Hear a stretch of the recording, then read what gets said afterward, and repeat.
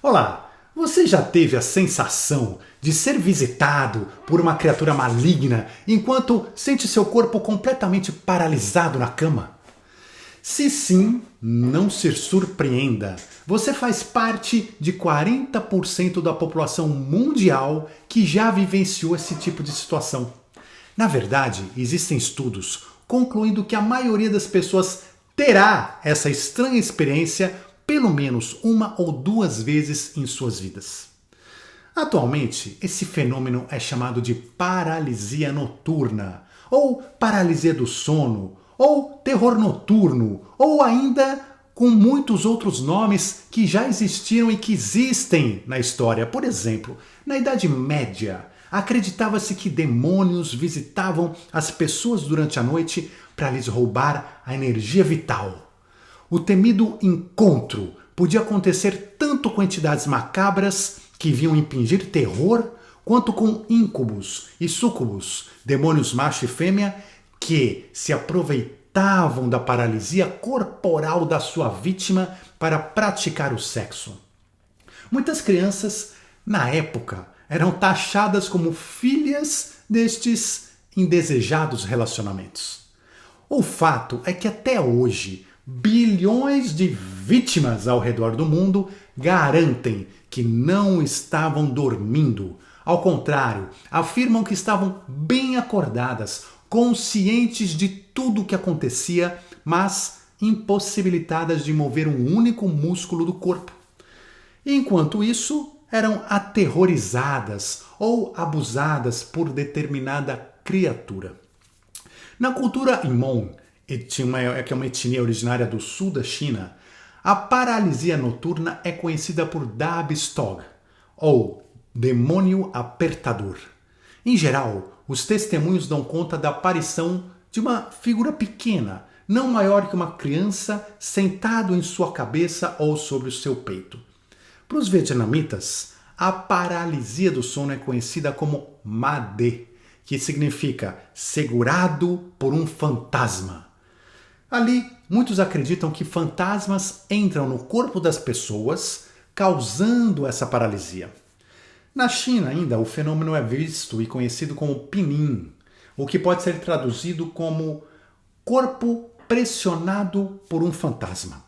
Enquanto no Japão, o nome de Kanashibari, que significa atado ao metal. A lenda local japonesa faz referência a um tipo de demônio noturno que esgana suas vítimas e rouba sua respiração. No Canadá, tem a crença na velha bruxa, que igualmente senta no peito da pessoa que dorme, tentando sufocá-la. E essa lenda é muito conhecida por ali. Na cultura popular húngara, a paralisia noturna é chamada de lidergnomas e pode ser atribuída a uma variedade de entidades sobrenaturais, como assombrações, bruxas e fadas. E no Brasil, a paralisia do sono tem muitas origens diferentes de acordo com a região. Uma das lendas mais conhecidas é a da pisadeira. Já ouviu falar? Segundo a qual, durante o sono, uma bruxa cadavérica pisa sobre o peito da pessoa que está dormindo até esmagá-lo, enquanto a pessoa vê tudo e não pode fazer nada. Na prática, cada pessoa pode experimentar essa situação de forma absolutamente diversa. Mas o que existe em comum entre todas as histórias é o fato da pessoa se sentir consciente e acordada sem conseguir se mexer, ao mesmo tempo em que é visitada por alguma entidade malévola. As testemunhas reportam sentir muito medo, perceber odores fétidos, ouvir vozes, gargalhadas e principalmente sentir o peso desse demônio sobre o seu peito ou sobre sua cabeça, ou ainda suas garras pressionando o rosto, pescoço ou outras partes do corpo, como se quisesse segurar e dominar sua presa. Eu mesmo, já tive essa experiência. Eu lembro que a primeira vez que eu tive essa experiência, eu era criança, eu estava deitado na cama e de repente eu senti uma presença, algo me encostando, como se fosse um bafo quente aqui no pescoço, e E junto com isso uma pata, parecia que uma pata me encostava nas minhas costas. E eu estava deitado, olhando ali para frente, olhava para a porta, a luz estava acesa da porta.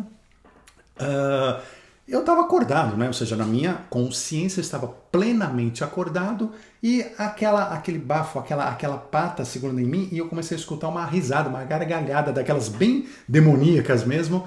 Eu entrei em pânico, em desespero, não sabia o que fazer e não conseguia gritar, não conseguia me mexer, porque eu estava paralisado. E eu lembro que foi uma sensação muito ruim mesmo, né? Aí ficou aquilo 1 minuto, alguma coisa assim, até que foi desaparecendo e sumiu. Mas foi apenas uma primeira vez que eu tive, já tive algumas vezes. Existem poucos relatos de casos positivos de paralisia do sono, ou seja, que a pessoa se sente bem. A maioria deles ocorre quando as situações de íncubos ou súcubos, ou seja, né, aqueles demônios que vêm praticar o sexo, e essa relação é aceita pelo assediado e causa no mesmo uma sensação de prazer, às vezes até de orgasmo. Cientificamente falando, não existe controvérsia de que a paralisia do sono é um fenômeno real que ocorre diariamente com milhares de pessoas pelo mundo todo. Mas a paralisia do sono aparece quando a gente está no estado intermediário entre o sono, né, a gente estar dormindo, e a vigília, a gente estar acordado. Então a gente está naquela situação que a gente está quase dormindo ou quase acordado.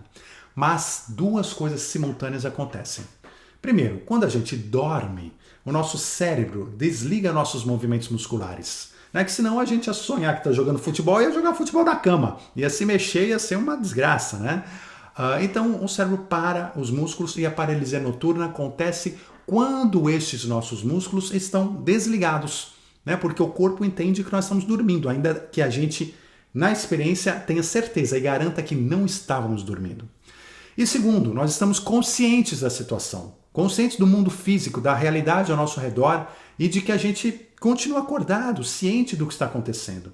É exatamente como uma pequena projeção astral, onde o nosso corpo astral está ligeiramente fora do corpo, mas a gente continua com a sensação plena de consciência.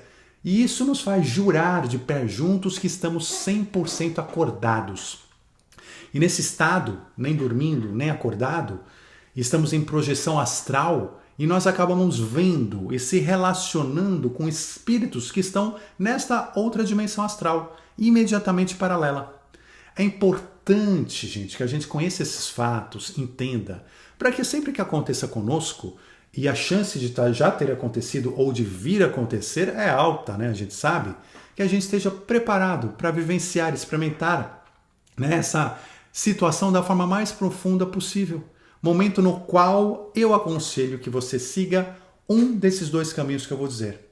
Primeiro, se quiser encerrar rapidamente a experiência, não estou afim, não quero saber, e recuperar seus movimentos, né? Basta orar. Reze o Pai Nosso ou a oração de sua preferência, comunique-se com a espiritualidade maior, peça ajuda e imediatamente você vai ver que a experiência vai cessar, a entidade irá desaparecer, irá embora e você recuperará seus movimentos. Ou segundo, se você já está mais a fim de ter uma experiência espiritual, quiser aproveitar o momento como uma excelente oportunidade de começar uma viagem astral, deixe a entidade para trás, ela está lá, deixa ela para trás, ignore, mas ela está me assustando, ignora ela, sem se incomodar com as ameaças dela e simplesmente aproveite, porque você já está em viagem astral. Vá passear, acredite, saia passeando, focando o seu desejo em, por exemplo, ir encontrar alguém no astral, ir para algum lugar específico, ou mesmo simplesmente sair com o seu corpo astral pela porta do seu quarto, explorando o mundo astral. Quando você souber que está numa viagem astral, o seu corpo astral consegue se movimentar, ainda que o físico não consiga. Então, quando você estiver tendo essa experiência de terror noturno, lembre-se, você também está tendo ao mesmo tempo uma experiência de projeção astral. Então, por que não estendê-la? Não é verdade? Bem, é isso por hoje. Eu desejo uma semana de muita luz para você e maravilhosas experiências no astral. Um forte abraço e até já!